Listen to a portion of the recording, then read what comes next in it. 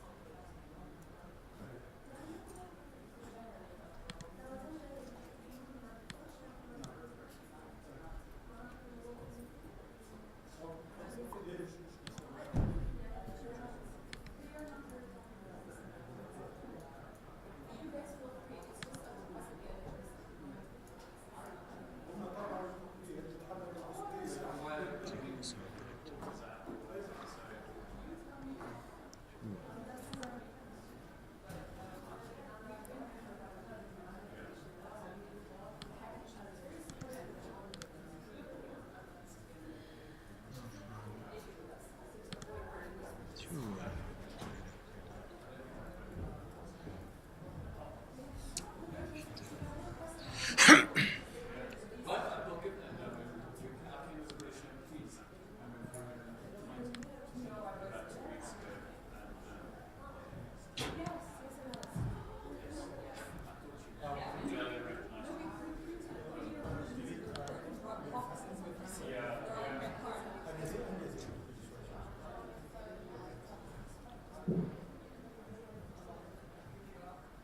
كيف هذا؟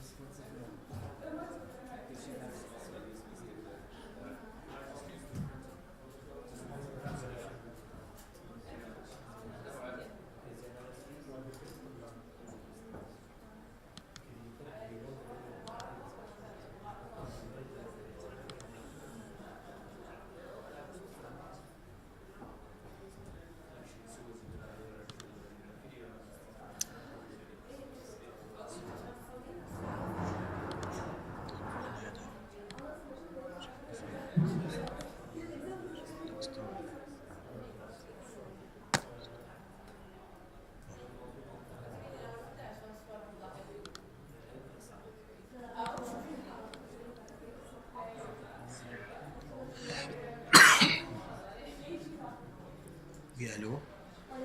Allô? Oui, t'es rentré? Je suis au salle 24. Comme d'habitude. Merci, au revoir. Ciao, ciao.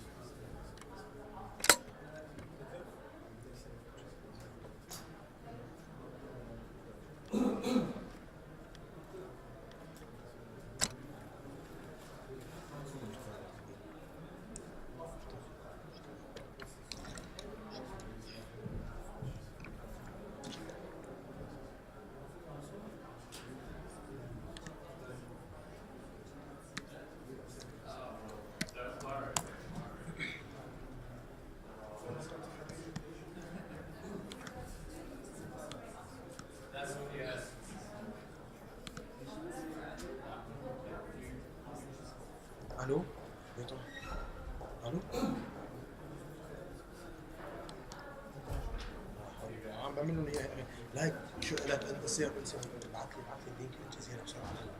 هذا اخر واحد للجزيره بعث لنا فيها طبعا. ابعث لي بسرعه هلا ابعثه. ايه بدي اعمل لهم اياها بس دقيقه ببعثها.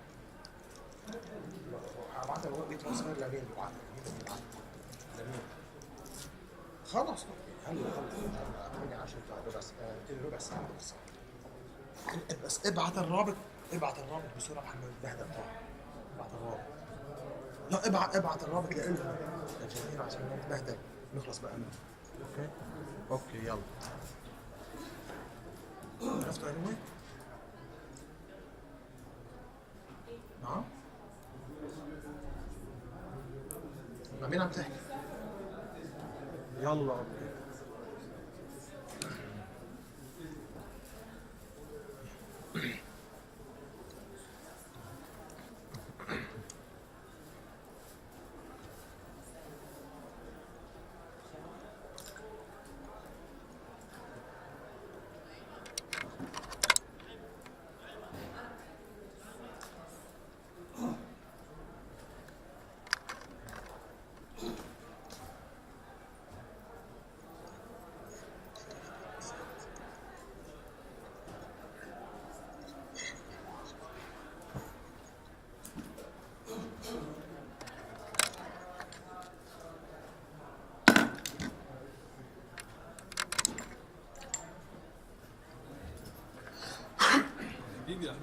كيف اخبارك؟ كيف فاهم كيف اخبارك؟ ما يضايقك؟ لا مش بس ما صورتش قدام لا ابدا انا بتصور بس تمام الحمد لله. الله يسلمك. اتمرن يلا موفق ان شاء الله.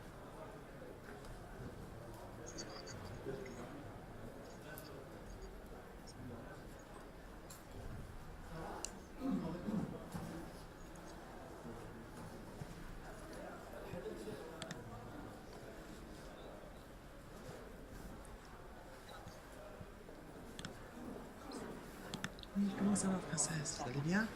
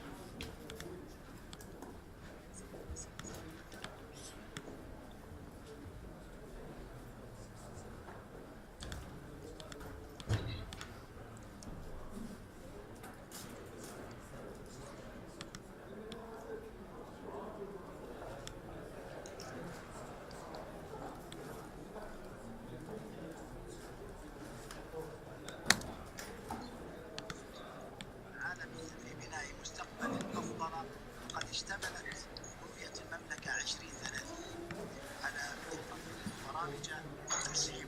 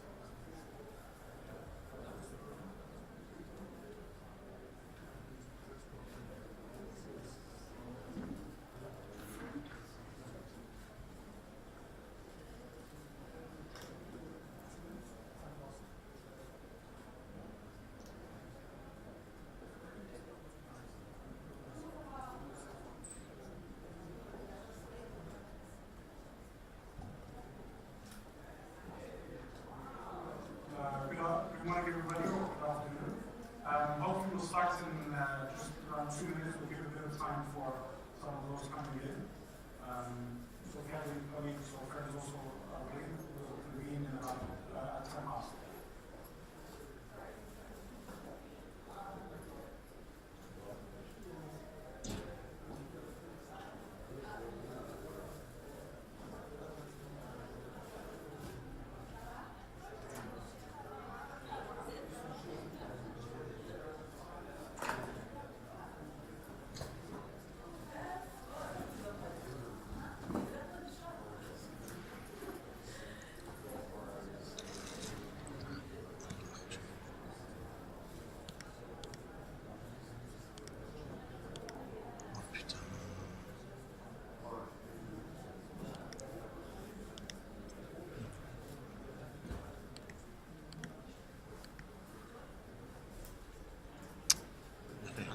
الله طبعا يا ربي يا اختي ما تكفيني مشتغل يا اخي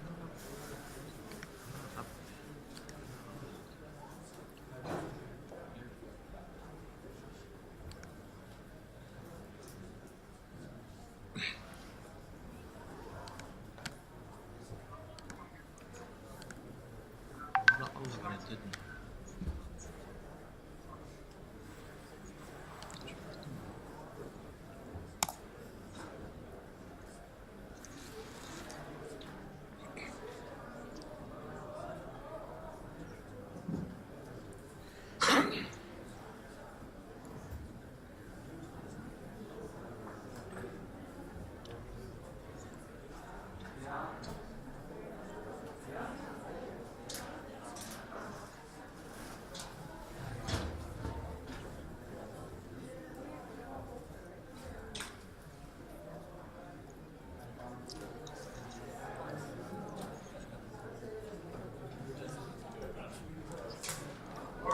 Good afternoon, everybody. Assalamu alaikum wa rahmatullahi wa barakatuh. My name is Jamal Al-Shayar. I will be your host this afternoon. Just some house rules. For those of you who would like Arabic translation, it will be on channel 4. باللغة العربية بالسماع and English will be on channel 2. We are very pleased and honored to have you first and foremost in attendance, but also to have a distinguished panel that includes a wide variety of views and stories to talk about a very important issue, and that is the ongoing blockade and siege on Qatar. Amongst them, we have some who will talk about the personal stories and suffering that has resulted as a consequence of this blockade. There's also those who will speak to the legal aspects of this, as well as expert analysis on the wider consequences and regional impacts in terms of development. Before I start, I'd like to introduce Mr. Mohammed Al-Hamadi, who will be opening this session on behalf of Qatar's Parliament mission here to the United Nations in Geneva. He will give a brief speech. So the floor is yours.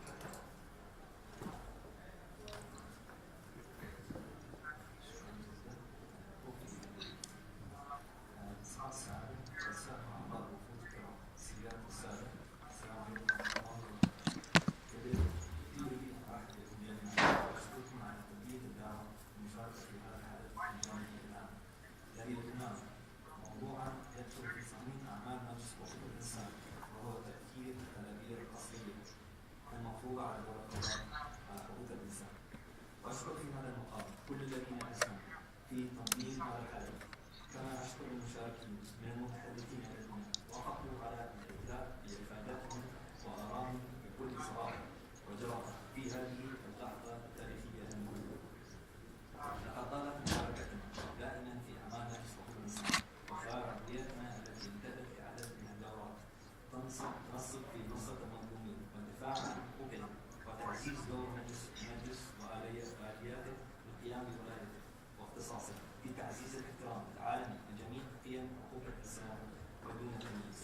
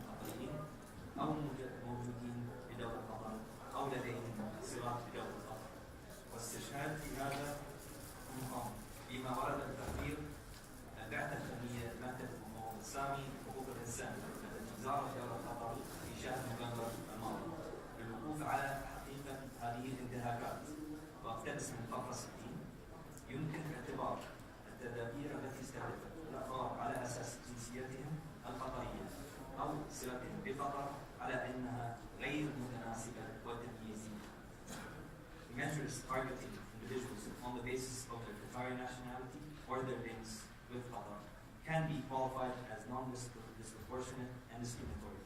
انتهاء الفرص. إننا نقف اليوم لنؤكد على أهمية وقف جميع انتهاكات حقوق الإنسان المرتكبة في إطار هذه التدابير القصرية الانفرادية، ونشدد على ضرورة محاسبة المسؤولين عنها وتعويض جميع الضحايا حتى أولئك الذين ينتمون إلى دول الحصار نفسها.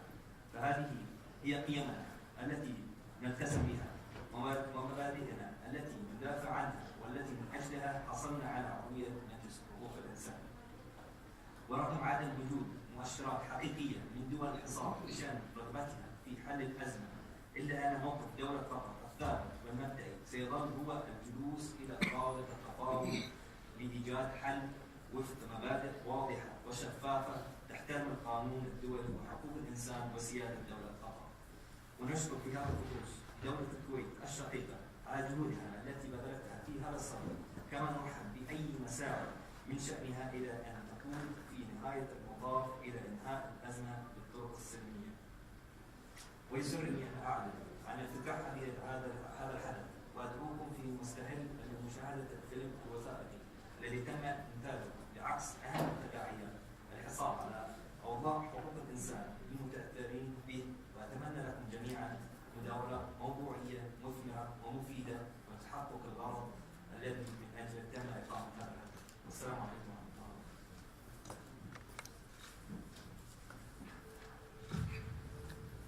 June the 5th, an illegal blockade was imposed on Qatar. Launched by Saudi Arabia, the UAE, Bahrain, and Egypt. A political crisis triggered by the four countries following a cybercrime on the Qatar News Agency website. Eight months on, and the blockade continues. This political issue provoked serious infringements of basic human rights. A flagrant assault against the sanctity of the Universal Declaration of Human Rights of 1948. بعد ما تم تشتيت العوائل وتم حرمان الناس من حرية تنقلهم وتم إغلاق الأجواء أمام الطيران القطري وتم إغلاق الحدود البرية التي تعتبر المنفذ البري الوحيد، فهناك مخالفات واضحة وصريحة للقانون الدولي. عندما يتم تفريق العوائل وتشتيتهم هذا أثر على الشعب القطري. عندما يتم حرمان المواطنين القطريين من الوصول إلى ممتلكاتهم في دول الخليج هذا تأثير مباشر على الشعب القطري. البضائع من مواد غذائية ومن أدوية هل تخص الحكومة أم تخص الشعب القطري؟ A blockade that shattered hundreds of Gulf families and thousands of expats. عند الحديث عن الأزمة الخليجية الراهنة طبعا الكل يعلم أنها أزمة مفتعلة وغير مبررة وغير إنسانية، حيث أنها وجهت ضد كل من يقيم على أرض قطر من مواطنين أو مقيمين، ولم تفرق بين الإجراءات الموجهة إلى الحكومة أو الإجراءات الموجهة إلى الأفراد ومن يعيش على أرض قطر. Thousands of violations caused by the actions of the blockading countries were recorded by the National Human Rights Committee. In total, approximately 11,387 cases affecting the four country citizens residing in Qatar at the time of the blockade took place. These cases include 1,954 violations of the human right to work, 706 violations of the human right to education, 6,474 violations of the human right of family reunion. In addition to crucial violations of human right for free movement and residence, and even ownership rights.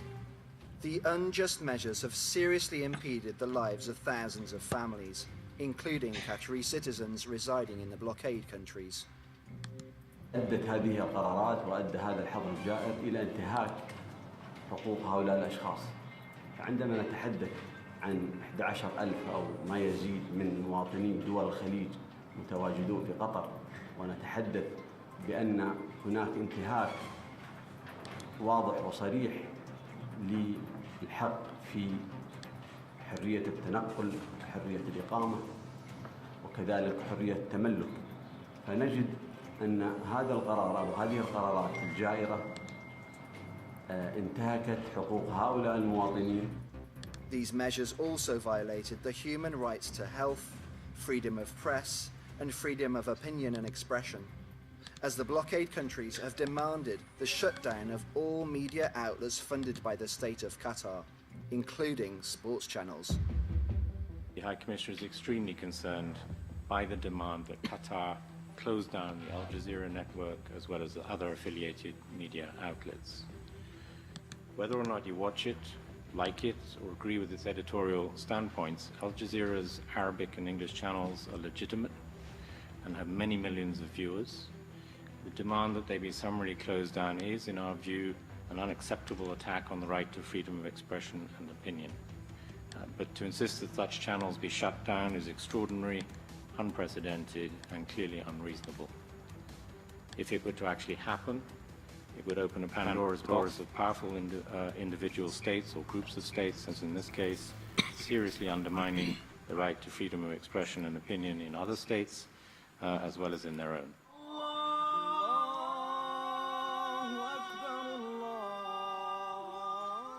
Freedom of worship and religious practices were not spared from these violations. Qatari citizens and residents were prohibited from performing their religious rituals.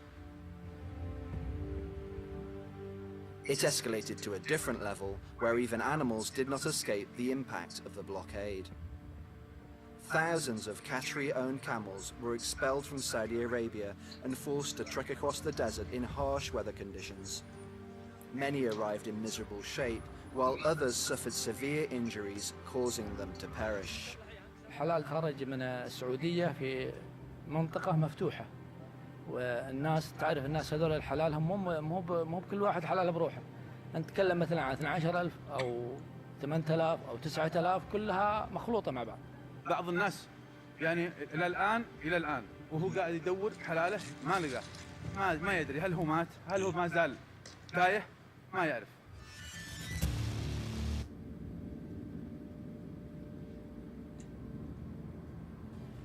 اللجنة الوطنية لحقوق الإنسان قامت بعمل تشكر عليه، لكن مثل ما قلت في بداية الحديث هذه اللجنة هي اللجنة الرئيسية التي ستصب فيها كل القضايا، سواء كانت قضايا أفراد أو قضايا مؤسسات، سواء كانت قضايا للقطاع العام أو قضايا للقطاع الخاص، سواء كانت قضايا للدولة أو قضايا إلى أي جهة كانت. هذه هي اللجنة المركزية التي ستصب فيها كل القضايا ومنها ستخرج كل القضايا.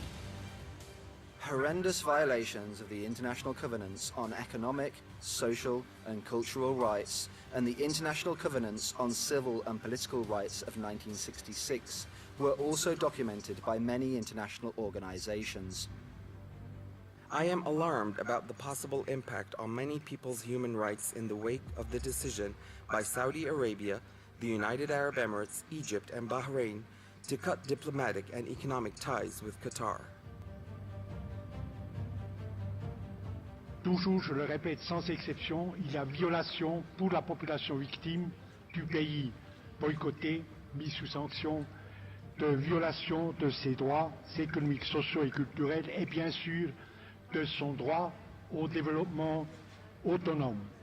Notre comité s'est surtout préoccupé de savoir comment fonctionnent les sanctions unilatérales, comment elles s'articulent techniquement. The international order is sabotaged when states unilaterally impose sanctions or blockades on other states without Security Council approval. This entails grave violations of fundamental principles of international law, including the freedom of commerce, freedom of navigation, and the principle of non-interference on the internal affairs of states. How to correct the negative impacts? First, by the immediate termination of sanction. The blockade countries and Egypt have failed to deliver any evidence to support its blockade against the state of Qatar to the Human Rights Council. Moreover, the Council's Advisory Committee condemned the illegality of the blockade and its total breach of all applicable laws. The effect of this illegal blockade on human rights infringements and violations continue to this day. However, Qatar did not take any similar or retaliation measures against the 4 countries or against these countries' citizens living in Qatar.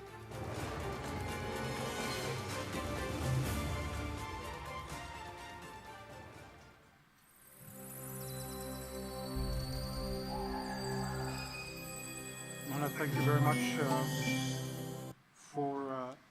for your opening remarks and for this informative video, which, like I say, gives a brief outline of the situation, the consequences of this blockade on not only Qatar and Qatari citizens, but also the hundreds of thousands of foreigners living inside Qatar, as well as citizens abroad.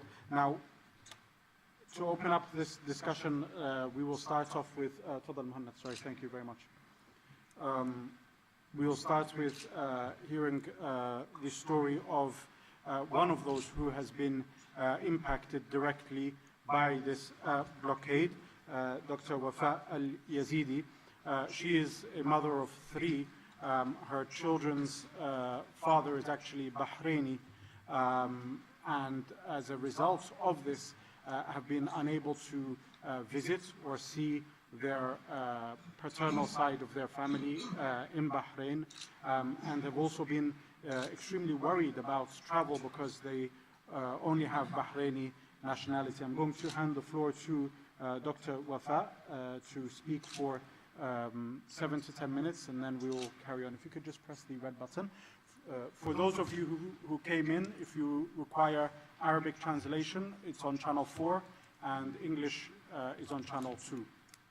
مساء الخير، اسمي وفاء اليزيدي، واليوم سأتكلم ليس كمهنتي وليس كجنسيتي ولكن كإنسانيتي. اليوم أتكلم من واقع تجربة مريرة مرت علينا في دولة قطر. اليوم منذ سنين من حيث طلاقي من والد أطفالي ال3 البحرينيين، أطفالي تمتعوا بجميع الحريات والنظام والشمولية في الخدمات في دولة قطر، حيث عاشوا معي طول سنينهم الماضية في دولة قطر. عشنا في الخليج ونحن نشعر بأننا خليج واحد ومصير واحد وشعوب واحدة، ورغم اختلاف أسماء الدول ولكن تعايشنا بدون حدود. فخالتي في السعودية، خالي في الإمارات، أولادي من البحرين، أصدقائي في جميع دول الخليج، تعايشنا ونمينا على مصير واحد. ولكن كل هذه الحريات والحقوقية التي تعايشنا فيها في السابق أزيلت بقرار جائر حدث في يونيو 5 يونيو 2017، عندما تفاجأنا بأن الحصار بدأ، ولم نفهم في ذلك الوقت ما هو الحصار، بل لم نتوقع، بل صدمنا، بل انهرنا، وكنا لا نعلم ما هي تبعات الحصار. فمن يحاصرنا اليوم هو صديقنا ومصيرنا بالسابق، من يحاصرنا اليوم هو أهلنا وشعب عايش معنا وتزاوجنا وبين مصير وروابط تاريخية وأسرية وقبلية. أصبحنا على مهددين. بصراحة أنا كأم لأطفال وكإنسانة وطبيبة وبهذا العلم لم أتفهم في ذاك الوقت ما هو الحصار، وكنا نضحك ونقول أيام معدودة ونعود، فلا بد لنا من العودة، فخليجنا واحد، وهذا ما تعلمنا وتعايشنا فيه في سنين طويلة. لم نعتقد بأن في قلوب القلوب ما هو فيه في استمرارية هذا الحصار. تلقيت مكالمة يسألوني عن أولادي، وكانت المكالمة من رقم محلي في قطر، وكان ثاني يوم من الحصار، ولم أفكر في لحظة أن يكون لها تبعات هذا الحصار. فيسألوني عن أولادي، فقلت لهم نعم أولادي هنا. فجأة تذكرت بأننا بدأنا الحصار، فسألت من أنت؟ فقفل التليفون في وجهي. بنتي الوسطية، أنا لدي ولد وبنتين، بنتي الوسطية تلقت عبر جامعتها كذلك اتصال، كانوا يسألون ما هو وضعها وما هي دراستها. خفت طبعا وتوجهت إلى لجنة حقوق الإنسان واشتكيت، فأنا اليوم مهددة. أنا الحلم الذي عملت عليه سنين كثيرة في تربية أطفالي أفضل تربية، علمتهم الكثير من القيم التي تربينا عليها في دولة قطر والتي ما زلنا في دولة قطر نتعامل بها بكل أريحية، بأننا قيم ومبادئ وإنسانية وحقوقية وليس فيها خلاف إلى وقتنا الحالي. توجهت واشتكيت، ماذا العمل؟ هناك اتصالات، ثم تفاجأت في عوائل كثيرة في اللجنة الوطنية لحقوق الإنسان تشتكي من نفس الأمر، وتشتكي بأنها مضطرة على مغادرة قطر، وهذا ما أفجعني. ماذا عن أولادي؟ ماذا عن أولادي؟ هل سيتركون أولادي تعليمهم؟ تعليمهم مجاني في دولة قطر. الحمد لله ولدي طالب في الهندسة وبناتي طالبات في كلية الطب، نشأوا وترعرعوا في قطر وبمجانية التعليم من دولة قطر. لم تذكر قطر في دقيقة واحدة عليهم من المال ولا التعليم ولا الصحة، فكنا متعايشين وكنا نظن بأن من حولنا بنفس المبادئ اللي احنا نشعر فيها كشعب قطري. لكن للأسف من كنا نتمتع بهذا الحواجز بنيت الحواجز وتهاولت، فقدنا أهلنا، فقدنا أملاكنا. فنحن نملك بعض الأملاك، أولادي يملكون بعض الأملاك في دولة البحرين، ولكن الآن لا نستطيع أن نصل لها، لا نستطيع أن نتصرف بها. أنا واحدة لا أستطيع ولا أجرأ بأن أدخل أولادي البحرين، فلا أعلم ما هو مصيرهم إن دخلوا البحرين وهل سيعودون لي. أنا اليوم لا أتكلم معكم كحقوقيين، كل منكم والد وكل منكم أم وكل من لكم أطفال. تذكروا بأن هذا يوم من الأيام لم نحلم في قطر أن يحصل لنا، وقد يحصل في أي بقعة من بقاع العالم. هذا الحدث في بعض الأحيان الانتهاكات والإجراءات الجائرة تظن في بعضها في التجويع وفي الترحيل القسري وهذا، ولكن اليوم نحن نتعايش بنوع جديد من الحصار، الحصار المعنوي، الحصار البري، الحصار الحقوقي والحريات. اليوم أنا أتعايش وأنا في خوف، بنتي الوسطية تعاني وتراجع في مرحلة من الاكتئاب، خوفها لأن هي اللي تلقت المكالمة، تخاف من أنها ترجع. حاولت أن أستمد القوة بأني أتراجع معهم وأقول لهم أنتم راجعين لبلد والدكم، ولكن من هو والدي؟ دولة البحرين مجرد وريقات ما أعرف منها، هذا رد أولادي.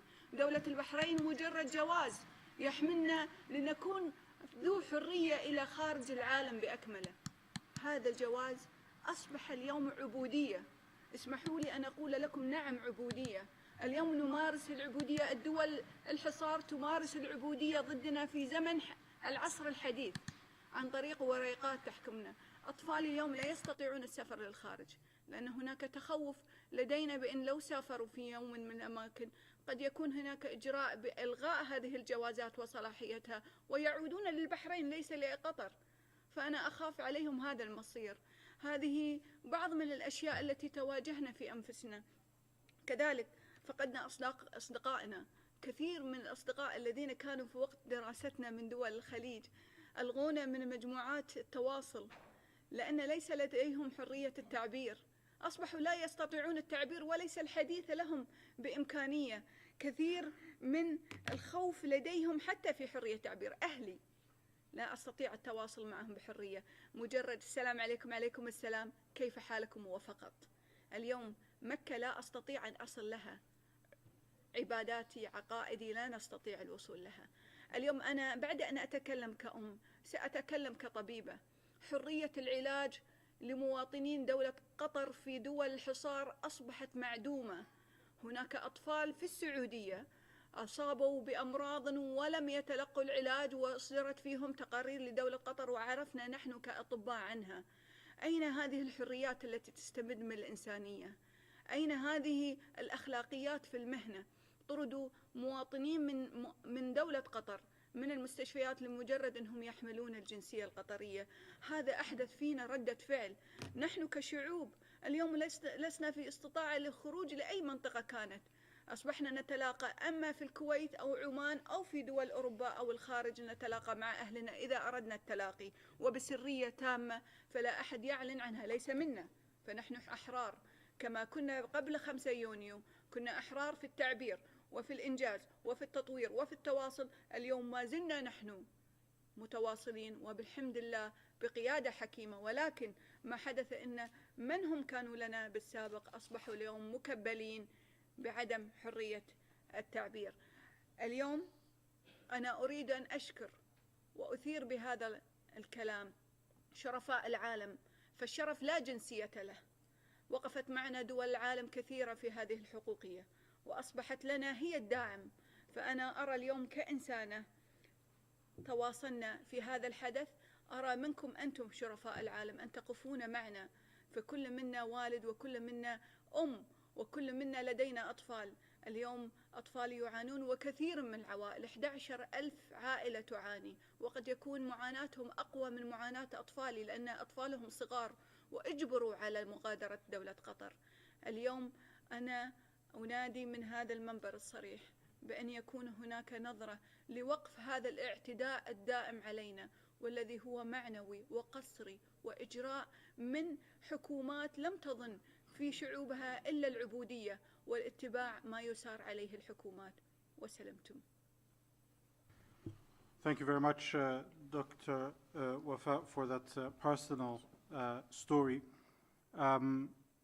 As Dr. Wafa mentioned, there are thousands of others who've also been directly impacted by this blockade, and we'll be hearing more from Najwa from the National Human Rights Council later on in this panel. But you're talking about students who were forced to leave their studies in the middle, children who are unable to see their parents, or mothers even who were separated from their infants, as one of the more famous cases happened in the early days of this siege. What we're going to do is we'll go through the speakers one by one, and then at the end, when everyone has presented their topic, we will open up the floor for some discussions and feedback and comments as you wish. The next speaker is Chris Doyle. He chairs the Council on Arab-British Understanding, CABU. It's been around for 50 years now, half a century of work in terms of bringing closer together the Arab world to the United Kingdom and through political, cultural understanding. Chris obviously also appears on many media outlets, including Al Jazeera, to talk and analyze and comment on developments in the region. So Chris will be taking us through his perspective on the current situation. Thank you very much, Jamal, and thank you very much to the organisers for inviting me here today. Yes, my role will be to sort of look at the real regional consequences of this crisis and how it fits in, rather than perhaps the legal and the human rights perspectives. The Middle East, as you know, is not short of a crisis. I mean, Syria is still engulfed by wars and the worst humanitarian disaster since the Second World War. Iraq has suffered as a result of numerous wars, not just the recent one against Daesh. And in Yemen, 22 million people plus are in need of aid, triggered by both the conflict and the naval and aerial blockade of that country, the poorest in the region. 2 million Palestinians in Gaza have less than 4 hours of electricity a day, with another war with Israel a distinct possibility, and they too are under blockade. In each and every one of these crises, it is sucked in the international community, and it's the extremists of Daesh and Al-Qaeda that have prospered. So when we look at the spat, and let's call it that, in the Gulf, where Saudi Arabia, Bahrain, Egypt, and the United Arab Emirates launched that full-scale diplomatic, economic, and public relations assault on Qatar, it hasn't made resolving any of the other crises any easier. And let's not pretend it is serious for Qatar, yes, but those other crises are much larger in terms of scale. Nobody should pretend otherwise. But this is a crisis that should be resolved, is resolvable, and should never have really happened, and of all these crises was the most unnecessary in my view. A litany of allegations and demands have flooded the media, the vast majority of which as yet are not backed up by any credible evidence. Some is even rank hypocrisy. The Egyptian regime's brutal crackdown on opponents in Egypt is no example to follow in combating terror. Saudi accusations against Qatar risk shining a light on that country's own historic funding and role in supporting extremist groups and intolerant ideologies. No side in this spat has an angelic record. Plenty of valid criticism may be made of Qatar over the years. Many regional actors, aside from Qatar, including Saudi and Turkey, as well as the US and some European states, have, for example, backed groups in Syria that perhaps they shouldn't have done, or perhaps were not properly vetted and did not prove to be as moderate as were claimed. Another demand was to close down Al Jazeera, the full network, Arabic and English. And indeed, you can criticize Al Jazeera, particularly the Arabic network, for perhaps some of its language, perhaps some of its policy positions, but set against some of the other news channels in the region, is it any worse? Because there's plenty of sectarian and other language I've heard on channels from the very blockading countries. And let us not forget the historic role that Al Jazeera played in shaking up the entire media landscape of the region and opening up debate on taboo issues, perhaps more than any other media outlet. So, freedom of expression must not be a victim of this crisis. In addition, much of the coverage of this crisis has been, as indeed the OHCR report, the technical report in November describes, highly acrimonious and frequently guilty of hyperbole, inaccuracies, and even downright blatant lies. And at best, and I'm being generous here, it's clumsy and unconvincing. Incitement is not something to be dismissed, and state-owned media should not be used as attack dogs in interstate quarrels. Another serious challenge to the issue of freedom of expression are the laws passed in Saudi, Bahrain, and the UAE that prohibit any show of sympathy with Qatar, with various forms of penalties. Qatari authorities appear to have asked their media not to criticize these countries, according to the report. But actually, proper, fair, evidence-based criticism should be allowed by all the parties. It's when it goes too far that is the issue. So what about for the outside world? Many of whom, like my own country, the United Kingdom, have friendly relations with all the parties. Choosing sides is not really an option. They needed this crisis like a hold in the head too. De-escalation there is certainly the preferred route.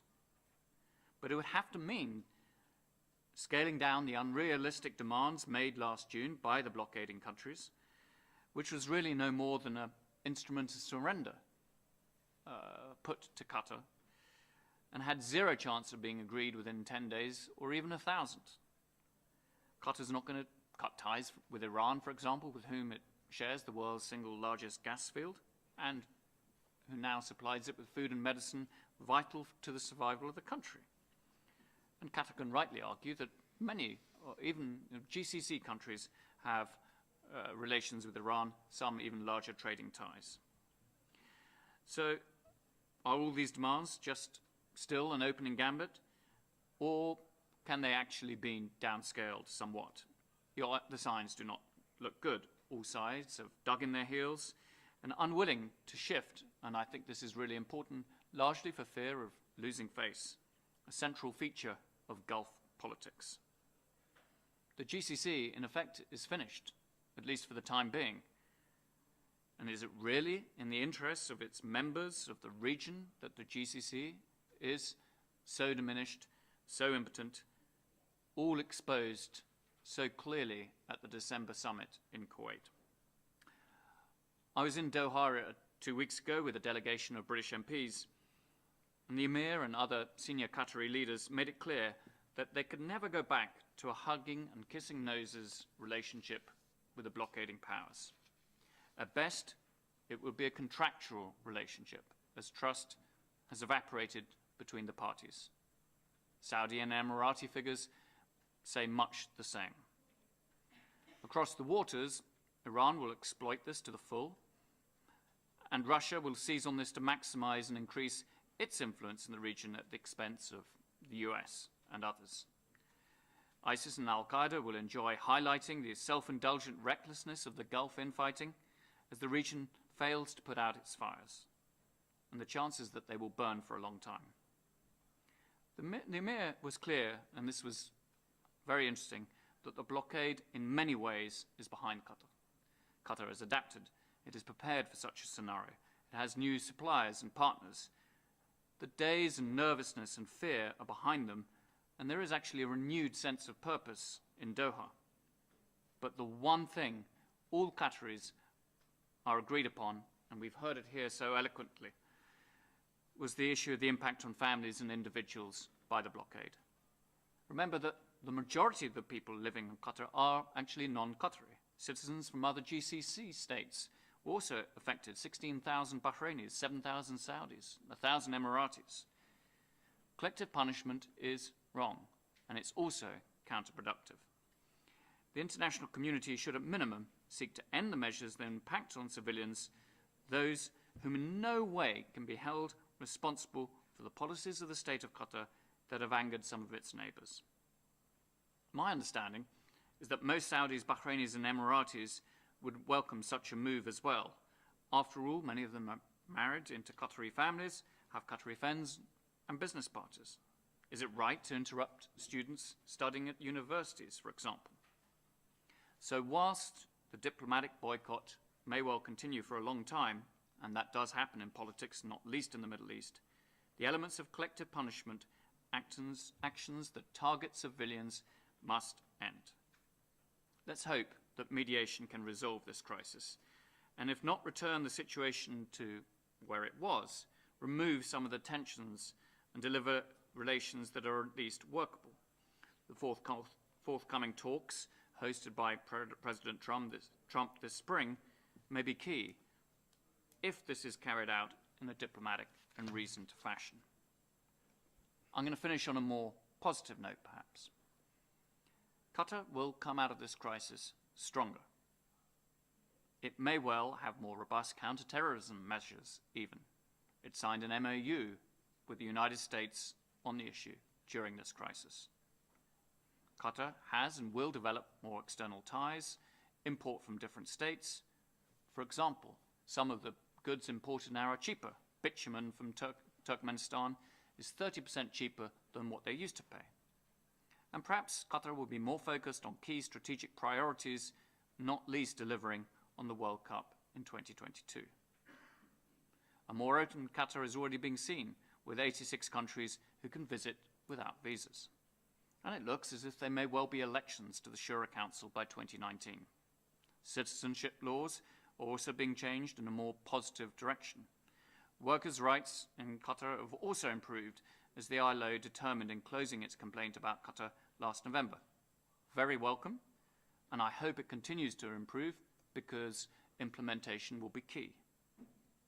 There was also much greater appreciation of the role of expatriate workers in Qatar, and this I think was new. Why? Because they didn't leave, they didn't flee, and there's a great sense actually that they played a constructive role in the massive changes that have happened since I've been visiting Qatar since the mid-1990s. This crisis then, I'll sum up, may last some time. We here may not be able to resolve it, but we can do is to ensure that we fight for individuals, citizens and families who continue to suffer from the denial of their rights. Thank you very much. Thank you very much, Chris.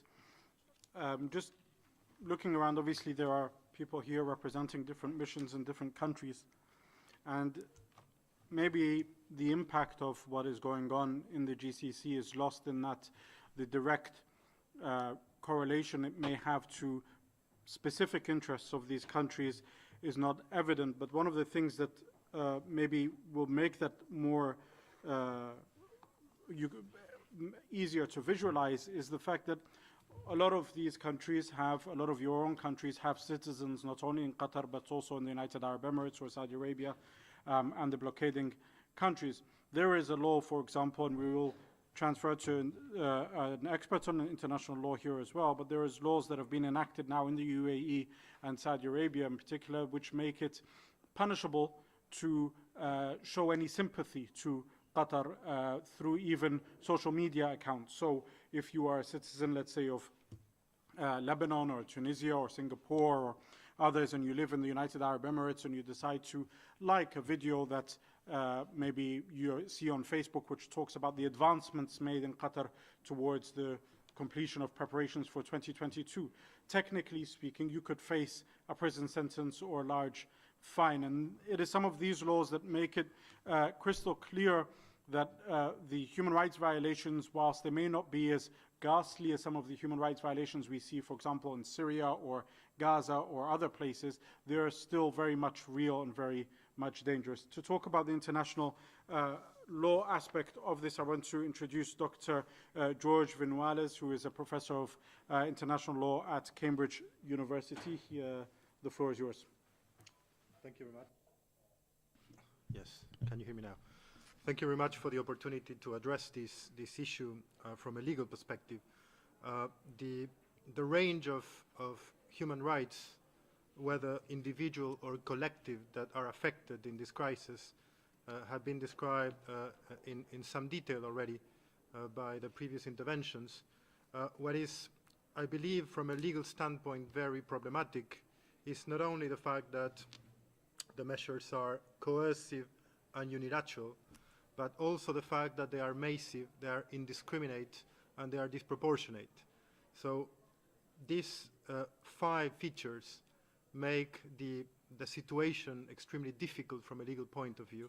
Of course, the range of human rights that are affected had to be assessed at an individual sometimes, and sometimes at a collective level, and this is a very factual inquiry that I understand is being carried out by a number of institutions in great detail.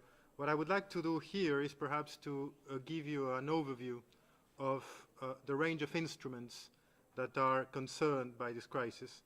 And a number of instruments have already been mentioned, but I would like to just give you an overview of the range of provisions, perhaps as well, and mechanisms that can be used to address some of these issues. The Organization of International Human Rights, though, as many of you know, has 2 basic legs. One is really instruments with a general scope, and another is instruments with a regional scope. As regards instruments with a general scope, a number of instruments really address a range of rights irrespective of a category of people, and those were mentioned earlier in the video, typically what is called the International Bill of Rights, the Universal Declaration of 1948, and the 2 covenants of 1966 that protect civil and political rights and economic, social, and cultural rights. But on top of that, and always within the category of instruments that apply at the global level, you have a selected number of categories of rights that are also addressed in a range of treaties, and those include, for instance, the rights of women, the rights of children, the rights of migrant workers, the rights of people with disabilities, as well as some more focused instruments, for instance, on the question of discrimination, racial discrimination as well. So the range of human rights that are concerned here is really vast, looking from the perspective of instruments of general application. The instruments of regional application also are important in this case, I believe, and I would say that not only the more specifically concerned instruments, such as the 2004 Arab Charter on Human Rights and the 2 declarations, the Cairo Declaration of 1990 and the Declaration of the Gulf Cooperation Council of 2014, but then you have a number of instruments that are with a regional scope, and I would like to mention here particularly for some countries the African Charter on Human and People's Rights that binds some of the countries that are taking measures. So the next step that I should mention, and again we can follow up with questions, is the fact that many of these instruments, they establish mechanisms for individual or collective redress. And even beyond these instruments that deal with human rights, you have a range of instruments that I don't want to discuss here because it would take us too far out of the topic, a range of instruments that address economic matters and environmental matters that could also be at stake here. But on the range of mechanisms that are available to address or to redress individual and collective violations of human rights, I should perhaps mention the range of committees at the UN level, including the Human Rights Committee, the Economic, Social and Cultural Rights Committees, the committees in all the treaties that I was discussing earlier that address these narrower categories of rights, the African Commission on Human and People's Rights, the African Court to some extent. So you do have mechanisms out there that would be available to redress some of these issues. And I should mention also, and that will be my last point on the legal overview, I should mention also that some of these mechanisms would be available, and that some of these mechanisms would provide avenues for collective redress, not just individual redress, but also collective redress. So I should probably stop here. I probably use my time, but I would be happy to take questions from the room. Thank you very much. Thank you very much, Professor. As we mentioned, we will open up the discussion as soon as we finish. We have one more panelist to discuss. And an interesting point here when we're talking about redress and the reaction or response that Qatar has adopted from the beginning of when the blockade and siege was imposed on it was to actually go through legal mechanisms and bodies to try and ensure that its rights and its citizens' rights and the citizens of other nationalities residing in Qatar was protected, rather than adopt reciprocal unjust measures of collective punishment, as was the case imposed against it. And leading that effort has been the Qatar Human Rights Committee. We're pleased to have with us Najwa Al-Thani, who is the Director of International Cooperation at the Human Rights Committee in Qatar. And she'll be speaking about the work and efforts conducted by her organization. Thank you very much, and thank you to the hosts for inviting us to speak here today. Just before I start, I will give a little bit of information about the National Human Rights Committee. It's an NHRI, which is based off of a General Assembly decision in the 1992 to have them established in countries. They must come through a governmental decree, but then run independently and are given statuses as to how independent they are. So we were established in 2002 by an Emiri decree and received our A status in 2010 and have had the A status since then, which is just a certificate to show our independence from the government. Our mandate runs mostly to protect and promote human rights and monitor the situation of human rights in Qatar. I am not known for my brevity, but thankfully the panelists before me have covered a lot of what I was also going to cover. On June 5th, of course, it was a surprise for everyone in all institutions, all government entities, and we were no different at the committee. On average a year, we get about 600 to 700 complaints in the committee, and they're mostly labor issues and issues to do with compensations for certain individuals and such. However, the first weekend from the blockade, we received over 500 complaints, and the number just kept exponentially growing. We're at about 4,000 now, in all different rights, and so we have the right to residency, to health, to freedom of movement, to education, to family reunification, work, property, and also religious practice, and many, many more. And the number 4,000 doesn't fully represent the scale of the impact, because these are only of the individuals that came to us. A lot feared retaliation from the other governments. Some thought that it would be solved very quickly and the impact wouldn't happen. In 2014, when the first Gulf dispute happened, we had no role because people were kept out of the conflict. Our role was to continue doing our day-to-day jobs. But now in 2017, it was completely different. Coincidentally, there was a team from Amnesty International traveling back to the UK during the time of the blockade, the first few days, And at the committee, what we did was invite them to come down from their transit at the airport and to witness the situation firsthand.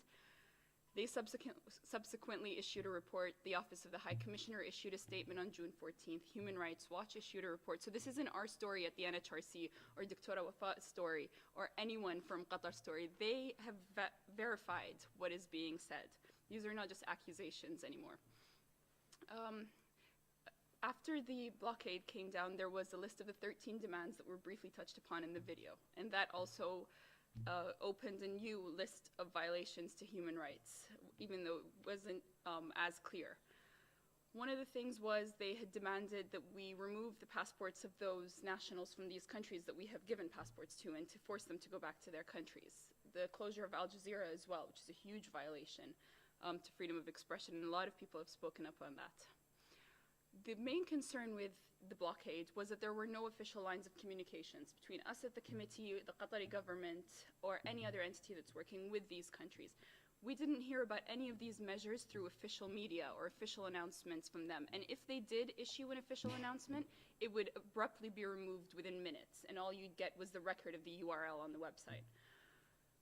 So that makes it very concerning when trying to keep up with what they are doing and the updates and the new measures that are happening, because all you're hearing about it is from the media and from social media. So we'd get phone calls from people who had opened files at the committee, and they'd ask us, is it true that now sympathy against Qatar is a crime? And we would try to give them the evidence that it is or that it isn't, and we don't have any concrete examples. So this vagueness creates a huge vacuum for things to go wrong. Another thing is, one of the main issues that we faced as a national committee working locally in Qatar is the extraterritoriality of the violations and the people who are implementing these violations to human rights. Because what is happening is countries outside of Qatar are enforcing rules on people inside of Qatar. And it just creates a lot of confusion on where and how we operate within that type of dynamic, and I'm hoping that my colleague here would be able to speak on that later. Also, there were different layers of violations. So Dr. Wafa explained beautifully about the violations to mixed families. But we also had migrant workers. When the blockade happened, you have a lot of Qataris with properties in Saudi Arabia, for example, especially right across the border. And they have a lot of migrant workers that maintain their farms, their houses, their properties there.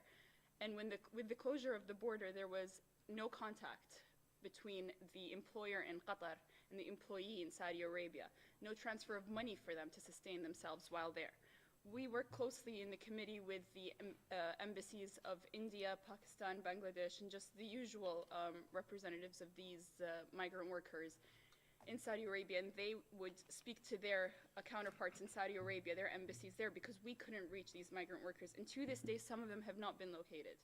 We've had Qataris that have come to us and given us names and passport numbers of those migrant workers there, but not all have been located, which is a huge concern and issue. When it comes to students, that's also another story. I'm going to try to keep it very brief, but when the blockade happened on June 5th, that was during the end of the year.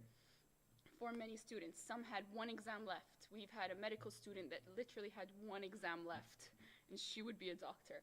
And then as medical programs run, they're very specially tailored in different universities. The closest she could get was as a fourth-year student somewhere else. She would have to repeat 4 years. And a lot of other students that were denied their transcripts, and even though they were seniors, they would have to start from point 1 because they don't have any transcripts to prove their years. So it's a lot of different implications to the blockade in terms of human rights, and there are a lot of different dynamics that affect the situation and make it more difficult to manage. At the committee, we have sent urgent pleas to different special rapporteurs. We have reached out to the Office of the High Commissioner. We've spoken to different parliamentary representatives worldwide and government officials in different countries. We've tried to get them to put the pressure or to even act as mediaries in certain situations to communicate with these governments. While, for example, Bahrain does have a national institution, it is a B status institution, which identifies that it is not that independent from the government. And so they have not been very cooperative with us in terms of trying to get a lot of these issues relieved. Egypt is a different story. We've had open lines with the NHRI there, which is an A status, but the concern with them is that the measures are also unofficial, so you don't really know. You deal with them as they come, which is the primary concern that we're trying to navigate. I will keep most of what's left to the questions, just depending on the areas of interest, I won't go on, so thank you. Thank you very much, Najwa. I will open up the floor now for discussions to see any feedback. Anybody's got any comments on some of these issues? I mean, we have a variety of different aspects to this crisis now that has gone on for so long, from the wider ramifications that Chris talked about in terms of the impact it's had on what was one of the last remaining sources of stability in the Middle East region, that is the GCC, and essentially the devastation it's caused to a union that was providing economic security as well as other cohesiveness within that region, to the personal stories in terms of the impact and implications it's had on dividing families, the collective punishment and what that means for the rule of international law or lack thereof, and the impact it's had really on so many different aspects of life. And I think all of these make this blockade something that really requires a lot more attention in order to find some sort of a solution to, not least because the longer it prolongs, the more difficult it is to find a solution that is going to be acceptable by those sides that have essentially put the stakes up so high for no clear reason as of yet. So I want to open it up to see if anybody has any questions or statements that they would like to make. If not, I'm going to, as a journalist, ask questions. So we have someone, if you could state your name and who you represent would be great, and who you're asking the question to. Sure. I'm Kevin Whalen with Amnesty International. I don't have a particular question. I just wanted to share some information via statement. So thank you for giving me the floor. And let me start by making it clear that Amnesty International takes no view on the political dispute between Qatar and a number of its regional neighbors. We are, however, seriously concerned about the human rights impact of the dispute. It continues to be the ordinary people of multiple nationalities that are paying the heaviest price. The restriction of ties in June 2017 by the governments of Saudi Arabia, Bahrain, the UAE, and Egypt has impacted thousands of families and individuals across the region. It's split up families, interrupted students' education, threatened jobs, raised prices of staple foods in Qatar, and has left residents of the region facing an uncertain future.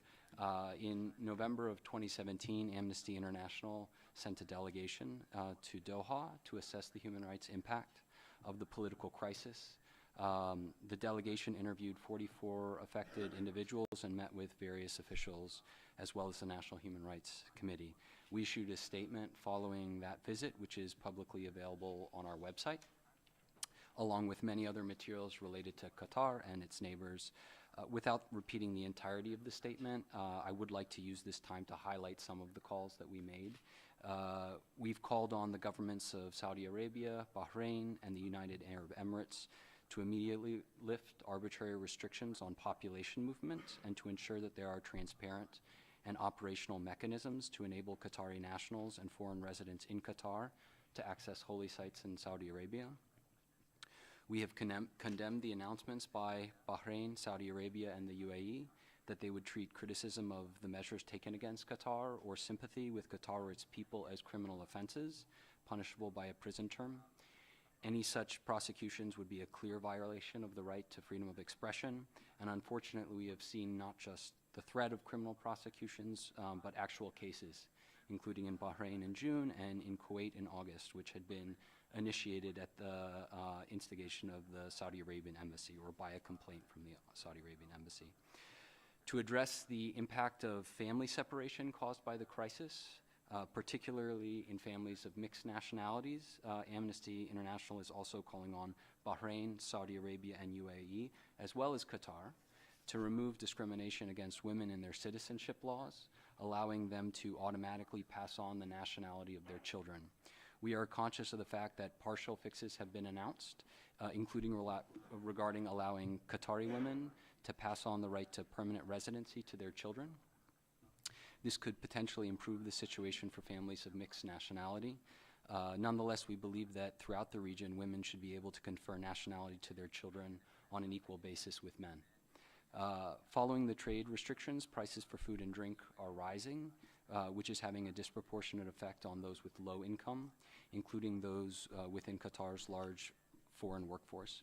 In this regard, and conscious of the fact that the restrictions have been imposed by others, we have nonetheless called on the Qatari government to ensure that any impacts on migrant workers' access to adequate food are minimized in this context. And I could not mention migrant workers without noting Amnesty's longstanding concerns regarding the situation of migrants throughout the Gulf region. The kafala sponsorship system exists with various levels of harshness in each Gulf state. Now, it had been referenced by a panelist, and some may know that following a forced labor campaign in the International Labor Organization, Qatar has embarked on an ambitious technical cooperation agreement with the ILO. The government of Qatar has committed to revising its labor laws in line with international standards and with the guidance of ILO experts. If implemented in full, the agreement would enhance the protection of migrant workers.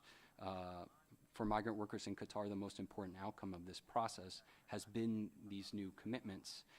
We will be watching this process carefully, keen on seeing any steps towards further implementation of the commitments that have been made. And while there is a long way to go, and notwithstanding the ongoing regional dispute, we do hope that Qatar will continue on this path of reform in the labor context and ultimately be able to serve as an example in the region that such ambitious reforms are possible. Thank you. Thank you very much for that statement, the gentleman from Amnesty International. One of the things that have come about from this is the use of collective punishment. So be it against Qataris and those living in Qatar, in that an attempt by 4 nations to stop food, medicine, and other daily requirements reaching them, or be it against citizens of those own countries. So, for example, people living in the United Arab Emirates who are unable to express their outrage at what's going on. One of the interesting things that maybe a lot of people don't know about is that till now, a large amount of the United Arab Emirates' energy, for example, is dependent on gas exports from Qatar. From an international law perspective, Qatar has taken the decision not to use collective punishment because it views this as something against its own politics and policies. But I'm interested to know from an international law perspective, why is it that the collective punishment against Qataris has been allowed to occur, not only through this blockade, but also, for example, prevention of air travel and so forth? And would it be okay, for example, for Qatar to reciprocate from a self-defense perspective if it was to say to suspend the Dolphin energy deal with the UAE until it was given the guarantees that collective punishment wouldn't be used against its citizens and residents? Should I, yeah.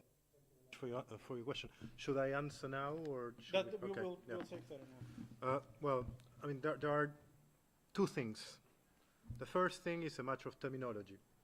So the wording in international law is pretty careful. So collective punishment, collective redress, self-defense, all these things are very different. So the basic sort of initial caveat is that very specific actions have to be analyzed in the specific legal context. Okay, so that's the first caveat. So once that caveat is made, let's take, for instance, the example of to what extent a commercial agreement can be suspended or terminated without breaching international law as a result of an action of the commercial partner. That is possible in international law, so there is the Vienna Convention Law of Treaties allows for that possibility when the other party has committed, has taken a measure that amounts to a material breach. So international law would provide that type of response, but again it has to be looked at a very specific level, because the same type of response would not be allowed if a country such as Qatar were to reciprocate and I'm using here non-technical wording, so we're to reciprocate in connection with human rights. So collective punishment is unlawful because you cannot simply breach the human rights of others to punish a government policy. Now, there I'm talking more loosely, simply to give generality to my answer. So just going back from the legal perspective, you really have to specifically address a number of measures, and a legal sort of response to that would pick different types of measures, different types of context, and articulate the entire response in a way that is lawful. Thank you. To bring it back to a personal level, Dr. Wafa, I want to ask you, I mean, you are a mother of 3 now. Your children are unable to go and see their father's family in Bahrain, but also I understand because they hold Bahraini citizenship, the whole point of holding a passport is it allows for your government, your country to look out after you, to if anything is wrong, they will send consular services and representatives and so forth. Are they confident of traveling on that passport, considering that they are seen as essentially enemies of the state because of their biological relationship with you and their life spent in Qatar? I will answer in Arabic to continue my Arabic speech. أنا أعتقد أن أولادي مهددين في أي لحظة في دخولهم إلى مملكة البحرين، وهذا أنا مؤكد أن في حالة دخول أولادي إلى مملكة البحرين لن يرجعون إلي مرة ثانية، بل إن الأخطر من هذا هم مهددين في أي سفر للخارج، وهذا ما إحنا استنتجناه في البداية أن ممكن تتوقف جوازاتهم في أي لحظة، خاصة أن أولادي مارسوا حقهم في حرية التعبير عن آرائهم في بداية الحصار، وخرجوا على قنوات CNN والجزيرة راشد والعنود وتكلموا بكل صراحة عن آرائهم اتجاه الحصار. وهذا أنا كأم اليوم لا أريد أن أفقد أولادي، لا ينهار لدي حلم أن أولادي معي كعائلة أنهم يخرجون لأي بلد، وفي نفس اللحظة نجد أنهم أصبحوا stateless، ما عندهم أي جواز أو غير صالح جوازهم للاستخدام، وبالتالي يسفرونهم إلى البحرين، ومن البحرين لا عودة لهم إلى دولة قطر. هذا الخوف دائم ومستمر في حياتنا العائلية، وهذا طبعا لا مفر منه مع وجود هذا الحصار الجائر. I want to talk about something you were talking about, Chris. You said obviously the United Kingdom, and this applies to many states, particularly in terms of those who have a greater weight, so to speak, with no disrespect to others in terms of international community, that they view themselves, that they have good relationship with all the different sides in this conflict. But aside from politics, we're talking about here a situation where you have heard the collective punishment that's been taking place, the attempt to silence free speech, and specifically as somebody who works for Al Jazeera, I've noticed this as a tangible experience, not being able to go and report from certain countries. The real fear that we had in our newsroom in the beginning of this conflict, where we felt that if it was to go to a military route, that we would probably be one of the first targets there. When does principles become more important than personal interests? Why is the United Kingdom, for example, not viewing the fact that you are talking about a country that has been subjected to this collective punishment, where you're talking about the ideals of freedom of expression that the United Kingdom would claim it adheres to is genuinely threatened? Why is there not a clear line drawn in the sand where it says, okay, we'll still have relationship with Saudi Arabia or the United Arab Emirates for other interests, but we will also be very clear and say what is taking place is wrong and it must stop? Thank you very much. Just to be clear again, I don't represent in any way, shape or form the UK government, and frequently critical of its position on the Middle East. I think in answer to that, and in answer to why what is happening continues, that Saudi Arabia, the Emirates, of course, are major economic players. They're major players on the energy market, and they have a lot of clout. That's just being frank. Less so perhaps with Bahrain and Egypt. And I think many powers in Europe, the United States, are reluctant to publicly criticize certain countries. Certain countries have fairly thin skins and they don't like being criticized in public. There is an argument, and the argument is essentially that this needs to be done in private, this needs to be done in direct meetings and not out into the media, that it may be counterproductive. And you can take a view as to whether this is true or not. But that is the view. And certainly there's some evidence in the past when Britain has had its own fallouts. We've had, for example, British citizens imprisoned in some of the countries concerned, that the diplomacy was carried out behind closed doors and not in the public domain. That said, how long does that continue? Because of course, for you, all of these violations continue. It doesn't get better. And I think that the focus at the moment internationally is how do you resolve the whole dispute, and I can understand why that continues. But I think there needs to be a parallel track that says, okay, whilst the diplomacy and the negotiations need to resolve this, we do need to see some pressure to resolve the infractions, the violations against individuals and families. And I think that needs to be a parallel process going on. Please do feel free to raise your hands at any point if anybody would like to interject or make any comments. We do believe in the opinion and the other opinion, as our motto goes in Al Jazeera. So if anybody does have any views or any comments, do feel free to interject. I want to ask Najwa just a question here about some of the specific work that you're doing here in terms of freedom of expression as well. I know you said that there is hundreds, if not thousands, of complaints that have come to you. I do want to take this opportunity to say actually that aside from the blockading nations as well, their allies, specifically in Egypt, there's been many infringements on freedom of expression. We have a journalist, Mahmoud Hussein, a reporter from Al Jazeera, who's been in jail now for over a year. What is it that the National Human Rights Commission is doing in terms of ensuring not just these individual cases are represented, but that there is protection afforded by the international community or other organizations, be it Amnesty, Human Rights Watch, who maybe have more experience in defending these, in order to ensure that these human rights infringements are brought to an end, but also that specific human rights like freedom of expression are protected?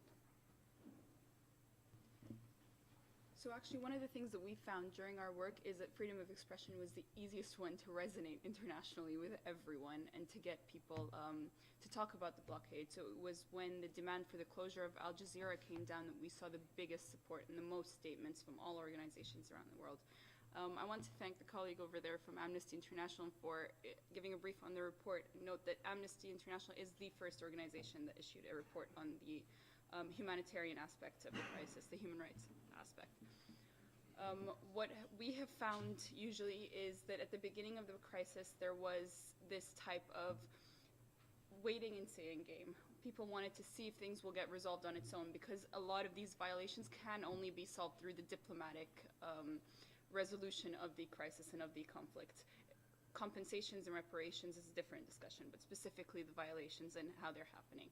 What we do at the committee is not only work on the complaints that we receive, but also monitor the situation and try to update ourselves on the different things that are happening and work on them as well.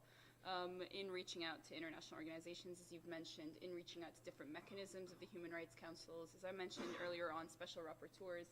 We've had several meetings with the head of special procedures here to try to understand the different avenues that are available to us, and to try to approach these different options and get solutions for some of the problems. We found some things that, again, can have no solution except through direct lines of communications with the blockading countries.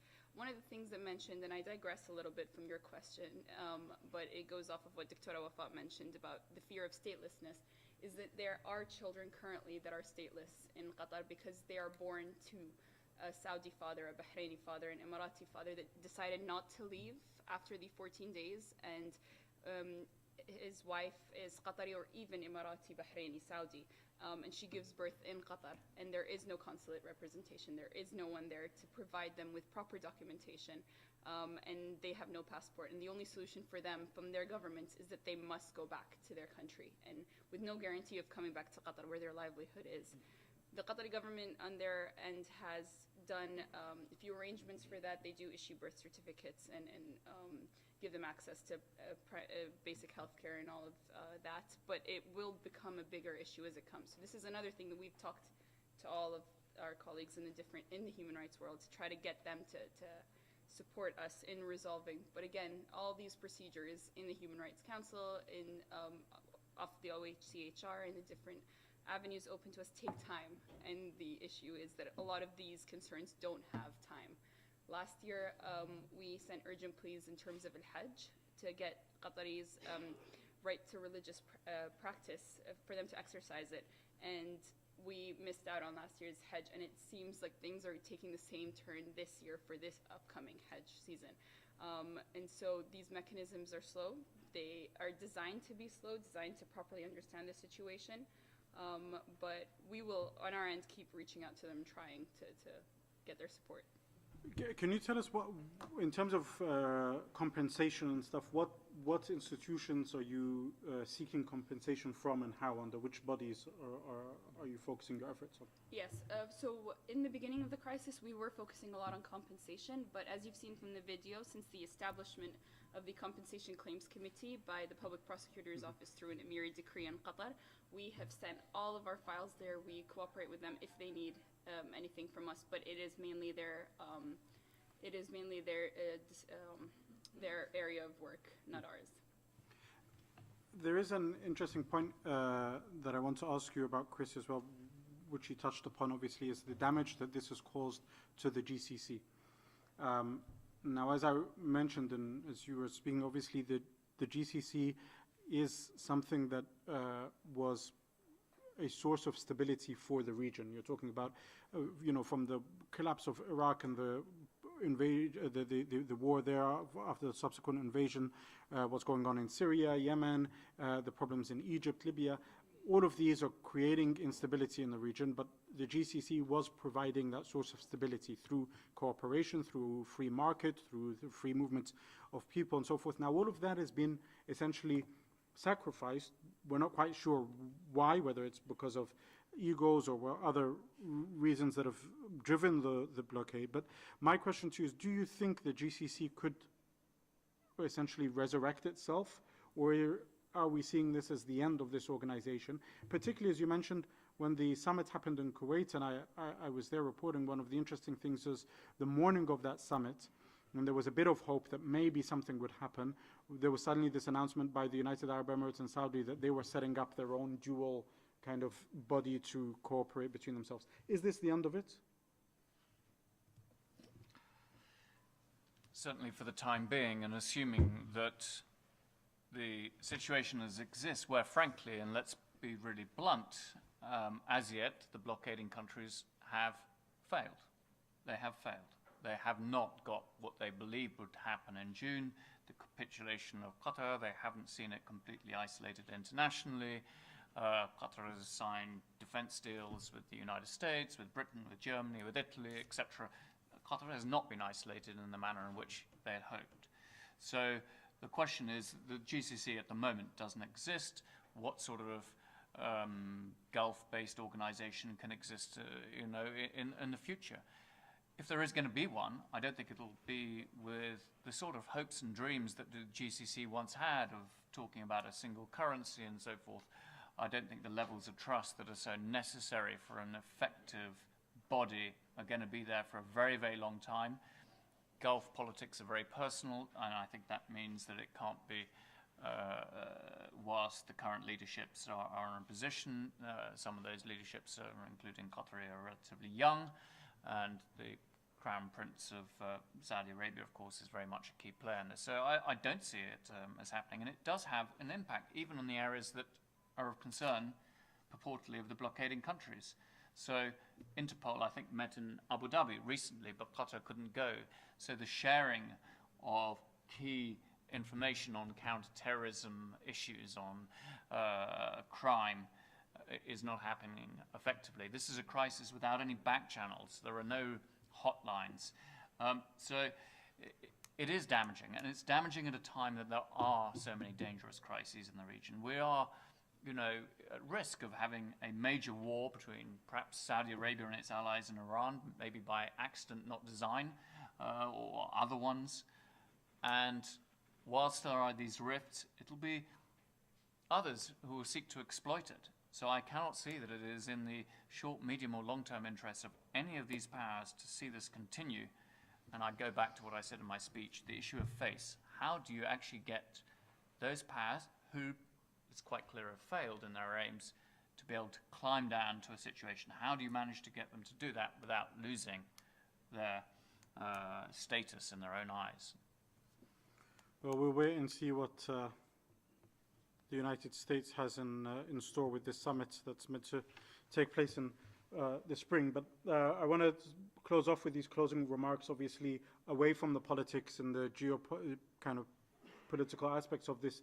They are real lives that are impacted on this, and they are real ideals that we all hope to adhere to that are being threatened. So we'll do the reverse and start with Najwa with a minute or 2 minutes closing remarks from each panelist. So while we all hope, I think the entire world is hoping for a resolution for the Gulf dispute. While things tend to escalate in the human rights aspect, and as the fellow panelists have mentioned, as things are becoming more extreme as well, with no real resolution in sight for the diplomatic crisis, they must neutralize the people outside of this conflict and put the individuals as a separate entity from the Qatari government. In terms of the students, in terms of the families, in terms of the workers, in terms of every single individual in the region is affected by this crisis in a direct way, be them Qataris or residents of Qatar or residents of these other countries. And while all different entities, be it the Qatari government, the National Human Rights Committee, and different organizations are putting their efforts towards mitigating the crisis and trying to find feasible solutions, at least for the short term, to relieve the impact on individuals, there must be some concessions from the other side, and they must start taking some movements towards solving the crisis. And this falls on their shoulders and also on the international community to put pressure on them. If the Qatari government and different entities in Qatar aren't able to do that, then they must take a little bit of a role there to mediate between us. Thank you very much, Professor George. Yes, just to echo what my colleague has just said, I think that the main problem here is individuals and this indiscriminate and disproportionate side of the measures. So I think that those measures, and again, without entering into the politics of it, those measures should very clearly distinguish the government from the individuals, and perhaps in that respect to call for a wider use of legal redress mechanisms. Thank you. Chris, your final statements, please. Thank you. What is at stake here? Ultimately, in my view, this is another example coming from the Middle East where the entire international order, the international community, multinational institutions, including the United Nations, the whole body of international law that we're supposedly here to uphold is actually being systematically undermined. It may not be the biggest human rights grievance in the region, but that process whereby people can be collectively punished, whether in Ghouta, Gaza, or indeed Qatar, is going on. And if we want to have a world like that, let this continue. Let this sort of behavior continue without any sense of accountability for what's going on. Too many powers, too many powerful players are riding roughshod over the sort of norms, rules, and laws that we've been trying to adhere to since the end of the Second World War. And I think it's right to make a stand against this. Thank you. Last but not least, Dr. Wafa. أتوقع أن اليوم منظور الحقوقية والمواطنة لدى دول الحصار اختلف جدا، فأصبحت المواطنة والحقوقية لديهم عبودية، وأصبحت تكتم الحريات، تكتيم الحريات والتعبير، واستخدام الشعوب كأداة ضغط في قرار سياسي بحت. أصبح هذا هو الهدف، واستخدمنا نحن كعوائل، واستخدمنا نحن كبشر، واستخدمت حتى الحيوانات لتحقيق قرار سياسي. أتمنى مثل ما قال كريس أن هذا قرار سياسي ويكون ما بين الدول ولها الصلاحيات في نقاش هذا الأمر، ولكن ليترك الحقوقية البشر في التعايش بسلام، سواء كان عوائل أو طلبة أو حتى عمال مهاجرين متنقلين، يترك لنا الخيار في التعايش. فالحكومات في يوم من الأيام تنسى وقد تغفر، ولكن نحن الشعوب قد نغفر أو نسامح ولكن لن ننسى، والتاريخ كفيل بأنه يوثق هذه الحادثة كألم وجروح لنا وخوف أصبحنا فيه دائم، وأتمنى أن أرى هناك بصيص أمل في الأيام القادمة إن شاء الله. Thank you very much, Dr. Wafat. Thank you, Chris. Thank you, George and Najwa. Thank you all for attending this session. Obviously, one of the main things or the underlying message here is beyond the politics and beyond the kind of regional alliances that are drawn up, the main concern to us all here at the Human Rights Council and generally should be the issue of human rights that transcends borders, transcends nationality, gender, and background. And this is what is maybe most concerning. I speak personally from a journalistic perspective and the ideal of free speech, but as you've heard, there are so many other basic rights and tenets that are under threat or that have been trampled upon, and that's what's most concerning or should be most concerning to us all. Once again, thank you very much for your time and have a good day. Thank you. Thank you very much.